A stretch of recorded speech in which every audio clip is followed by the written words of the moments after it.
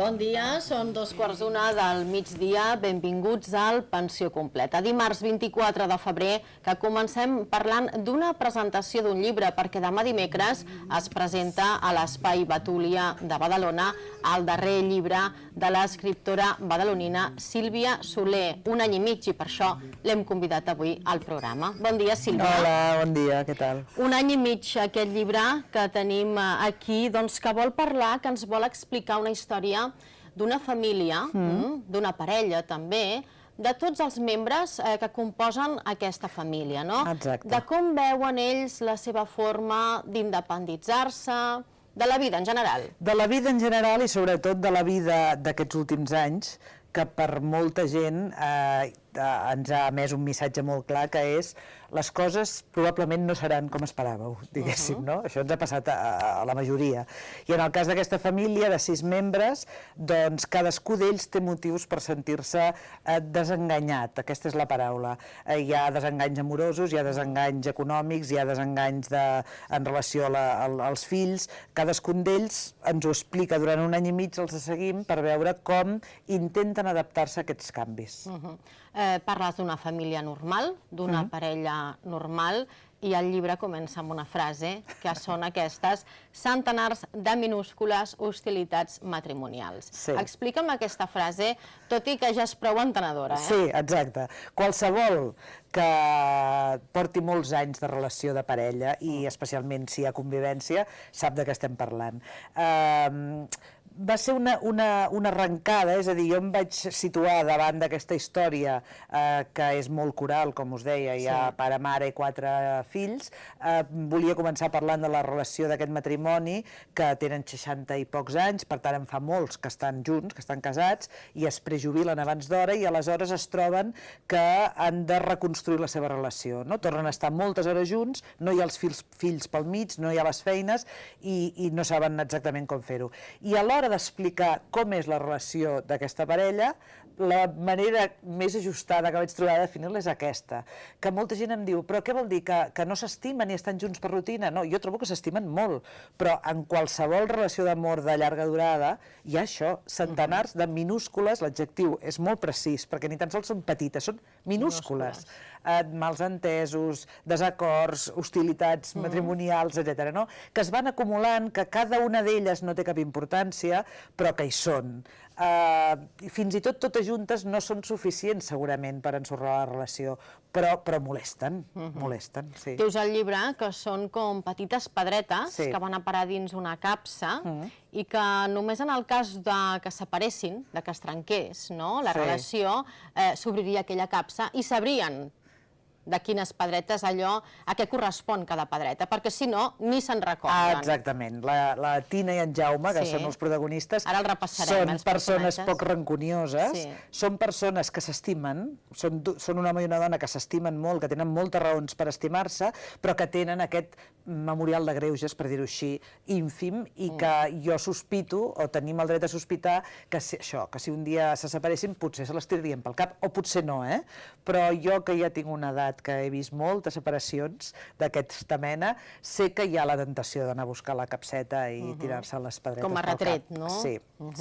Va, doncs ara sí, repassem els personatges. Sílvia, la Tina, aquesta mare. Què li passa a aquesta mare? Perquè realment fas un retrat d'una mare molt de veritat. Sí, exactament. Jo crec que és una mare molt representativa d'una certa generació, que segurament s'acostaria més a la meva mare que a mi mateixa, però que jo m'hi puc veure projectada fàcilment. És a dir, les dones que, tot i tenir una carrera professional intensa i exitosa, com és el cas de la Tina, que ha estat arquitecta, tot i així la família ha estat l'eix de la seva vida. Això una mica som hereves de com ens han educat, diguéssim. I aleshores, amb una família de 4 fills, vol dir que ella hi ha abocat molt en aquests 4 fills. Aleshores, ella ha fet passar tots aquests anys pensant que arribaria un moment que es jubilaria i que tindria temps per dedicar-se a aquests fills i als nets, ella pensa que tenint 4 fills tindrà una família nombrosa i aleshores el seu gran projecte és rehabilitar una casa que tenen a la Vall d'en Bas, una casa on hi capiguem tots, diu ella, no? El seu somni. I quan arriba el moment, doncs, resulta que els fills han fet la seva vida i han hagut de marxar i aquest somni s'ensorra i ella està enrabiada. És una dona enrabiada, la Tina. Diries que la Tina és una mare que ha viscut o que viu la vida a través de la vida dels seus fills o no? No tant com això, jo crec que seria injust, perquè, insisteixo, és una dona amb un caràcter, amb una personalitat, amb una vocació... Amb certa independència, no? Independent, exacte. Però sí que és veritat que això, que et deia, que és representativa d'una generació de dones que ho hem abocat tot amb els fills. Som mares més possessives del que ens agradaria. Sobreprotectores, però que ens és bastant difícil no perdonar-les, per dir-ho així, entre cometes, perquè està fet des de la bona voluntat, però de vegades ella hi ha un moment que diu potser estimo molt però estimo malament. Seria una bona manera de dir-ho. I d'en Jaume, què me'n dius, del pare? Com a pare ho viu tot de diferent manera. Sí. En Jaume és un home de poble i això és molt important, jo trobo. Jo trobo que això defineix molt. És clau? Sí. Sí, ho penso en general i ho penso en aquest cas en concret. És un home de la Vall d'en Bas, d'una família senzilla, fill d'un fuster, que hagués estat la mar de feliç vivint tota la vida a la Vall d'en Bas i sense una vida sense grans ambicions ni grans problemes. I aleshores s'enamora de la Tina i això el fa venir a Badalona. I aleshores és un home que està acostumat a entomar el que la vida li proporciona, diguéssim, no? S'adequa a viure en una ciutat quan ell hagués volgut viure en un poble, en veu els avantatges de tenir el mar molt a prop, de viure en un lloc privilegiat perquè viuen a la Rambla, té uns fills sans, bones persones, llestos, doncs diu, a veure, què més puc demanar? I si els fills, doncs, per les circumstàncies o perquè volen han hagut de marxar lluny, doncs això no el neguiteja tant com a la Tina, no el fa patir, exactament. I és un home molt... com ho diríem, ell diu un home tranquil, no? La manera de resumir és un home que no vol harmonia, no vol atabalar-se més del compte. Això provoca una fricció constant amb la Tina, que és just l'extrem contrari. És el contrari, oi? Sí. Jo crec que també és un model que seria fàcil reproduir-lo en molts matrimonis que coneixem. Allò de que els extrems oposats s'atrauen, no? També seria aquest cas entre aquests dos personatges. Els fills, la Cèlia... Potser és la més freda de tots, és la que marxa a Mallorca, no? Sí. La Cèlia és... Jo penso que en qualsevol família nombrosa, ells són 4 germans, que ara ja no en veiem tants de famílies nombroses, hi ha, ella diu, una rajola que balla, que és una manera d'explicar algú que no acaba d'encaixar en un grup compacte, que són aquests germans. Tampoc sap ben bé per què. Ella no sabria explicar-t'ho, però potser perquè és més tímida i els altres 3 xerren més, potser perquè té alguna petita, a veure, com ho diríem, això? Mancança emocional? Sí. Pel que he llegit, perquè vaig a la meitat i pel que estic intuint, de la Cèlia. I, per tant, jo crec que no és que sigui més freda, perquè ella és una noia que se sent molt vinculada a la família i que estima molt els seus pares i els seus germans, però per això l'he fet viure a Mallorca, perquè jo crec que està patint un procés d'aïllament, s'està aïllant ella com la pròpia illa. I juga un paper molt important una relació de parella que ella té, que no només no l'ajuda, sinó que clarament la perjudica encara més, l'aïlla encara més, i ella és una persona que li costa molt rebel·lar-se, i aleshores segurament és el personatge que viu un procés, una evolució més clara en aquest any i mig que dura la novel·la. I per què dura un any i mig? Ara recuperarem els altres personatges, Per què aquest any i mig? Mira, dura un any i mig perquè sí, com si diguéssim. És a dir, jo vaig decidir que aquesta família l'agafava en un moment determinat, que és un moment de crisi, perquè és quan la tercera filla se'n va a París i han marxat 2 germans abans i per tant és quan aquesta mare entra en crisi realment. La família sotmesa a aquestes 3 i seguir-la durant una temporada per veure com evoluciona, que hagués pogut ser un any i mig o haguessin pogut ser 2 o 2 i mig. Però en qualsevol cas havia de ser un lapse de temps curt, perquè jo trobo que d'aquesta crisi que estem vivint, un dels efectes perversos és que les coses estan canviant molt ràpidament. És a dir, el model de família, per exemple, ja havia anat canviant de l'època dels nostres pares a nosaltres, no? Hi ha les separacions, les noves famílies, els matrimonis gais, en fi, han passat moltes coses, però d'una manera paulatina, que és més fàcil de pair. En canvi, ara, aquests canvis que estem vivint són molt ràpids i ens hi hem d'adaptar molt de pressa, i això també crec que és un element important. És estressant. Sí, és estressant, efectivament. És estressant i és aquesta sensació de dir les coses han girat del revés d'un dia per l'altre, pràcticament. O sigui, tenir un fill arquitecte fa 7, 8 anys era una gran cosa, no? Era estar tranquil·la respecte al futur d'aquell fill, i ara resulta que els arquitectes se n'han d'anar perquè no tenen feina. Aquests canvis socials i que, per tant, ens afecten personalment. Parlem d'en Martí. 5 anys a l'arquitecte, 5 anys al Canadà. Potser seria el germà patidor. Sí, jo en algun lloc he llegit, i estic molt d'acord, ho deuen dir els psicòlegs o psiquiatres, que el rol que juguem en la nostra família quan som infants, entre els nostres germans, per exemple, o en la família en general, marcarà bastant el rol que tindrem d'adults. I jo hi estic bastant d'acord. Llavors crec que aquest germà gran, que a més té la sensació que els seus pares estan molt ocupats treballant i per tant no acaben d'estar pendents d'ells, doncs ell ha desenvolupat un instint protector amb els seus germans que no aconsegueix treure-se'l del damunt. Ell ho voldria, diguéssim, no? I aleshores se n'ha d'anar a viure a l'altre continent, que vol dir realment l'altra punta de món, que ell no s'ho havia ni plantejat, i això el fa patir el que deixa aquí. I a més, bueno, no vull explicar més coses perquè no vull avançar. No, tampoc vull que m'ho expliquis ni a mi ni a molts lectors que deuen estar escoltant-te, que no fem spoiler. Exacte. Escolta, parlem de la Berta.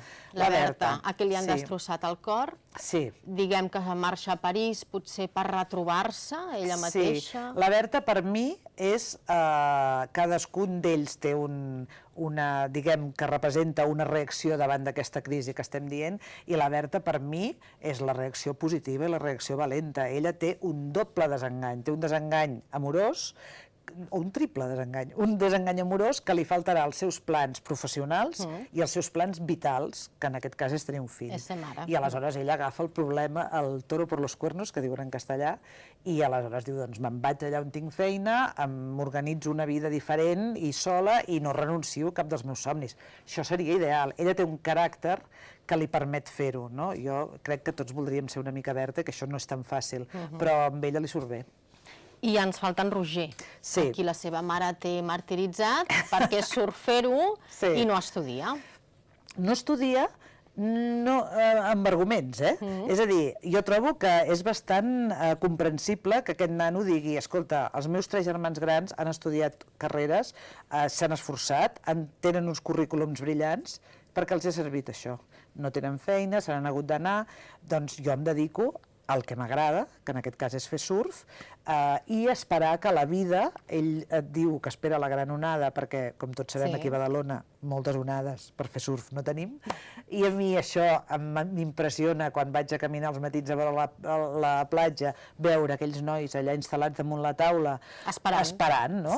Doncs em sembla molt simbòlic d'aquesta generació que ha decidit que com que estan desenganyats, com que el que ens havien promès no s'ha complert, doncs aleshores jo em dedico a fer el que m'agrada i espero que la vida em porti alguna cosa. Aquesta actitud apàtica, que a mi com a mare em faria posar molt nerviosa, però que en canvi a mi en Roger em cau molt bé. O sigui, jo l'entenc perfectament, però clar, com a mare em posaria molt nerviosa, realment. Ell viu tranquil, esperant aquella onada, no? El que deies.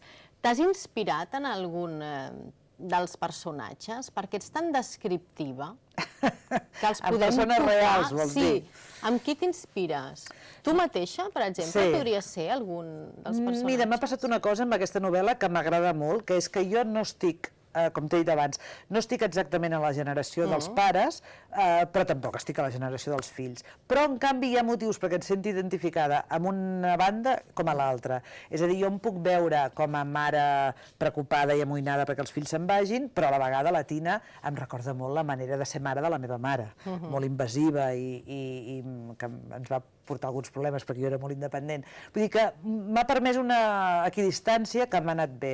Llavors, inspirar-me amb gent, doncs amb moltíssima i amb ningú, per dir-ho així. O sigui, no hi ha cap personatge que jo digui clarament m'he inspirat amb aquesta persona, però agafes d'aquí i d'allà. I sí, la Tina té coses de la meva mare, però de totes les mares de la meva generació, de moltes amigues que m'han dit, home, aquí hi ha una cosa que... I amb tots en general, sí, sí, sí. T'he dit abans que per mi és el llibre més bèstia més bèstia. Que m'ha agradat molt, que m'ho diguessis. Més bèstia en quant als personatges, perquè són molt de dintre. Es despullen, els personatges, els veiem, no? Veníem de l'estiu que comença, molt més dolç, tot i que punyent també, la història. Realment has fet una passa més? Això espero, per això t'he dit que m'havia agradat tant que m'ho diguessis, perquè jo fa molts anys que faig novel·les i la meva esperança, més que cap altra, és que d'una novel·la a l'altra hi hagi un pas endavant, del tipus que sigui, no? I encara més, la meva esperança és que la bona novel·la encara estigui per escriure i que sigui la pròxima o l'altra. Però realment, de l'estiu que comencen aquí, jo he fet un esforç important i si aquest esforç es veu, doncs clar, em fa estar contenta, diguéssim. L'estiu que comença i el pes de la trama era molt important i en canvi en aquesta novel·la es tractava molt més de reflectir els estats d'ànim dels personatges. Els sentiments. I per tant m'agrada que m'ho digués. Estàs amb un plus de responsabilitat per haver guanyat el Ramon Llull amb l'estiu que comença. Com afrontes això? O no? Dius, mira, una cosa és una cosa i ara és una altra. Honradament no m'he sentit pressionada, ni he tingut el pànic del full en blanc, ni totes aquelles coses. No, és que he de dir la veritat, suposo que hi ha ajudat que ningú m'ha fet sentir pressionada, vull dir que l'editorial mai m'ha parlat d'expectatives en concret, que, a veure, jo ho he viscut al revés, jo vaig viure el Premi Ramon Llull com una empenta, com un posar-me a l'aparador perquè molta gent que no em coneixia ara em conegui, i aleshores tot depèn de mi, clar, òbviament, no? La gent em pot conèixer per l'estiu que comença, venir a buscar aquesta novel·la i llavors que no li agradi, només depèn de la novel·la, però no, és que mentiria, és una novel·la que l'he escrit molt plàcidament. Tampoc he tingut cap moment d'encallar, de quedar-me encallada, ha anat fluint com la vida mateixa durant aquest any i mig, diguéssim. L'estiu que comença, que es publicarà en italià al juny. Sí. I que crec que també t'ha demanat una productora per fer la pel·lícula. No. Això és possible, que ho hagi escoltat en alguna banda? Això, no, m'han demanat no. És a dir, hi ha una productora que s'ha interessat per l'estiu que comença, que d'aquí, mira, el món audiovisual, com tu saps molt bé, és molt complicat des de sempre i està passant una època més complicada encara. Per tant, jo ja sé que des que hi ha la intenció fins que això acabés cristal·litzant, hi ha una vida, diguéssim, i que pot ser que no acabi bé, però és veritat i a mi m'encantaria, m'agradaria. Home, m'agradaria veure la teva història al cinema. Moltíssim, però de moment anem a les coses concretes. Les coses concretes és que l'estiu que comença està traduït al castellà i al francès i ara surt en italià, que això em fa moltíssima il·lusió, i per tant, i per cert que l'any i mig surt en castellà d'aquí un mes o una cosa així també. Per tant, això són les coses concretes. La resta ja en parlarem. Exacte. Ja tens algun altre projecte que et rondi pel cap? Començaràs a escriure d'aquí a res o no? Perquè tu no pares. No paro. Començaré a posar-m'hi... O sigui, sé que abans de Sant Jordi no ho faré, perquè ara és moment de disfrutar un any i mig i de parlar-ne molt i no vull que se'm barregi una altra història, i després de Sant Jordi serà el moment de posar-m'hi. Jo vaig prenent notes i vaig pensant coses, però encara no sé què en sortirà. Encara no ho sé.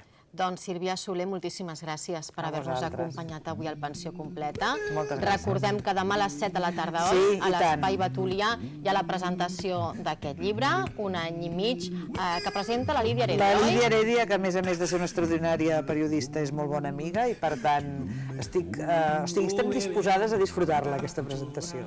Doncs que així sigui. Moltes gràcies. Gràcies, Sílvia.